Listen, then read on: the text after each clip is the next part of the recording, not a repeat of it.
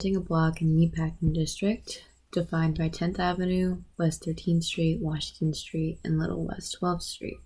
Map of the original neighborhood.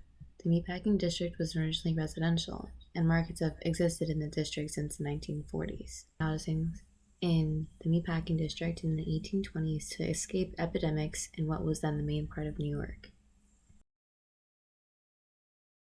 Produce trains ran at street level, giving the stretch of 10th Avenue the nickname of Death Avenue. This corridor earned its nickname due to the consistent and almost gruesome incidents of trains colliding with people along the busy street, often resulting in fatalities.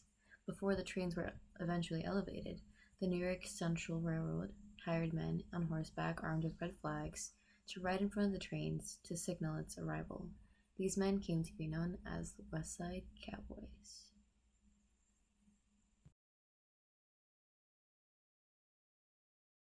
In response to the deaths caused by the street-level train, Manhattan's West Side elevated line was constructed as part of a massive urban development project spearheaded by Robert Moses. This was not the only elevated train in Manhattan at the time. The rail line bisected city blocks rather than running directly over traffic. The trains running on the High Line unloaded their cargo directly onto buildings on Manhattan's west side, such as the Nabisco Company in the present-day Chelsea Market. The original High Line tracks ran as far south as Spring Street, almost twice its current length, though by 1961 most of the southern section has been demolished. Side elevated line, the city wanted to develop its ports in the west in hopes of accommodating large marine vessels like the Titanic. At the time, New York City was a thriving domestic and international port city. The city then ordered the removal of landfill and adjusted its west coast to accommodate for Chelsea piers.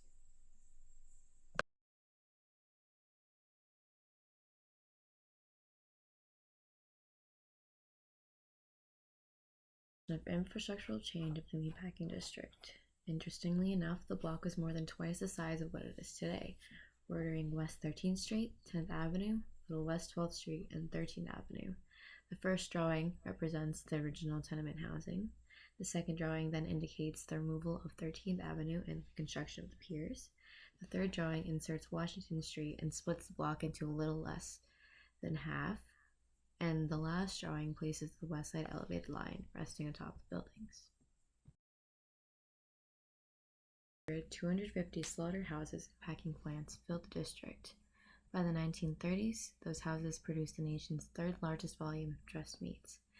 The city, eager to retain the immediate supply of fresh meat and jobs, subsidized the industry throughout the early 20th century. On the block of West 13th, 10th Avenue, Washington, and Little West 13th, Nebraska Meats, owned by Swift Meats, and Atlas Meats warehouses occupy the space.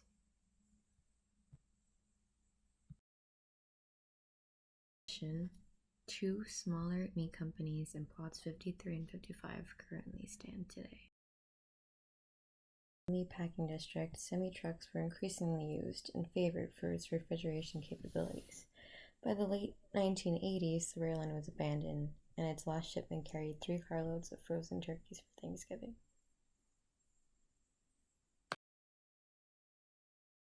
Disuse, many people were calling the High Line an ugly eyesore, as Mayor Giuliani signed a demolition order as one of his last acts in office. But few of these critics saw what had secretly taken over the structure, a thriving garden of wild plants, inspired by the beauty of the hidden landscape.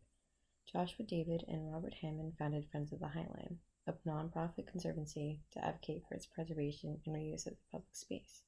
Famously designed by DSR, the firm describes this as a strategy of agritecture, part agriculture, part architecture. The High Line surface is digitized into discrete units of paving and planting, which are assembled along the 1.5 miles into a variety of gradients from 100% paving to 100% soft, virtually vegetated biotopes.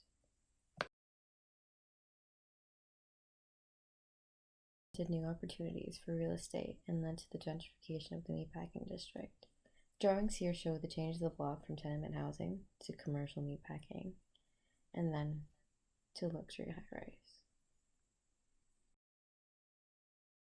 Knocked down the 1933 Swift Meats building at 848 Washington Street of the history-making Swift Meats empire, which was eventually replaced The Standard Hotel in 2009. The block is currently occupied by the Standard Hotel, the parking lot, an empty lot used by the businesses across Little West 12th Street, and plots 53 and 55. To 55 Little West 12th Street operated as a meat processing plant with offices and cold storage facilities. Number 57 was part of the wholesale meat market at 2010th Avenue around the corner. The surviving buildings at 53 and 55 had lost their middle canopy, and the triangular parapet on number 55 has since been leveled. Though these parapets were not original to either building, it is likely they were added in 1930 when major alterations occurred inside each building. Here, these structures actually face the current meatpacking companies that still operate in the district. It's also important to note that the views of the rooftops, 53 and 55, also face the Hudson River waterfront and ignore the busyness of the plant line. 55 and the Standard's retaining wall, a community garden space sits. The green space is, however, not part of the Green Thumb program, but it may be utilized as a local garden for the restaurants next door. We approach the property of the Standard, which noticeably avoids the view of the existing meatpacking industry.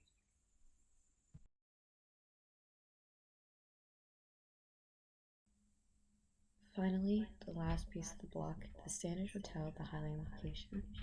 The luxury hotel was completed in 2009 despite efforts to preserve the meatpacking factories it tore down. It was created as a response to the repurposing of the Highline. Designed by Need Architects, the hotel stands above the Highline on 4 thick concrete stilts, as well as a thicker concrete leg, which also acts as a means of egress. The ground level is also restricted by the block boundaries and the underside of the park. Need Architects describes the concrete support system as sculptural piers, whose forms clearly separate the building from the orthogonal street grid, raise the building 57 feet off the street, allowing the horizontally scaled industrial landscape to pass it beneath it, and natural light to penetrate to the street. The large mass hovering over the Highline consists of 2 hinge slabs, angled to further emphasize the building's distinction from the city's grid and its levitation above the neighborhood. Its size also reflects on the power and wealth of the luxury hotel industry. It purposefully stands taller than the rest of the meatpacking district, making its presence known. The Standard Highline views of the waterfront, which the city has neglected for decades, is now seen as a luxury. It's interesting to note that the New York waterfront was abandoned in the 1970s, as city government failed to fix major infrastructural issues.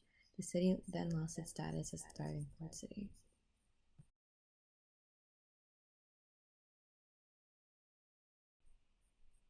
Below the Highline, the low-scale environment affords the building unique visibility from all directions, and unobstructed 360 views of the city are ensured from the building. Responding to the client's mandate, the design conceives the hotel as a public space, incorporating gathering spaces for guests and community members. The South Plaza becomes an urban living room, enlivening the street and contributing to the vibrant traffic of the meatpacking district.